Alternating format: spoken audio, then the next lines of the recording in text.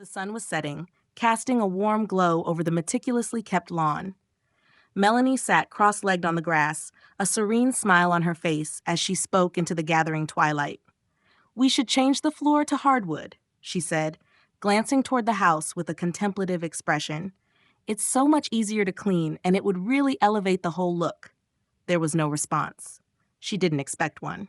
She continued, her voice light, almost conversational. "And the dishwasher," she sighed, shaking her head. "It's making the weirdest noises. I swear, I thought it was going to explode last night. We should replace it before it floods the kitchen."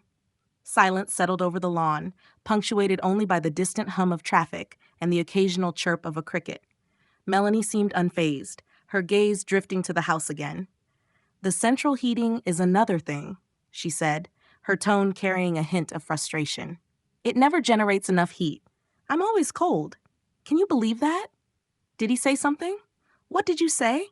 she asked, her tone sweetly curious. There was no answer. She shrugged and continued. "And the roof insulation," she added, almost as an afterthought. "It's just not doing its job. We're losing so much heat, it's ridiculous." She paused, as if waiting for a reaction. The air grew heavier, thick with the weight of unspoken words. Melanie's smile faltered for a moment, then she shook her head, brushing off the eerie sensation. "The pipes are leaky too," she said, her voice regaining its earlier cheerfulness. "And those creaky stairs. I can't sleep at night with all that noise. It's like the house is haunted." For a fleeting moment, her eyes darkened, and she looked down at her hands. She seemed to shudder, but quickly composed herself.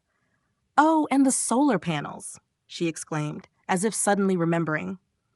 "We should install them before winter. It would save us so much on bills." She listened to the silence, her smile returning.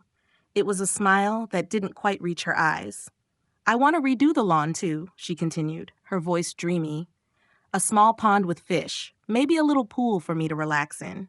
Her eyes glittered with excitement as she described her vision, but there was a hardness to her expression, a chilling edge that belied her pleasant tone. "I was thinking about planting some exotic plants by the fence," she said, her voice dropping to a conspiratorial whisper. "They would need a lot of care, but it would be worth it. They'd make me think of you every time I saw them." She laughed softly, a sound that was almost a giggle, but there was nothing joyous about it. It was a laugh that spoke of secrets and shadows, of things better left unspoken. Lying beneath the soil, still alive but barely, he listened to her every word with growing dread. Each breath he took was a struggle, the weight of the earth pressing down on him, suffocating him.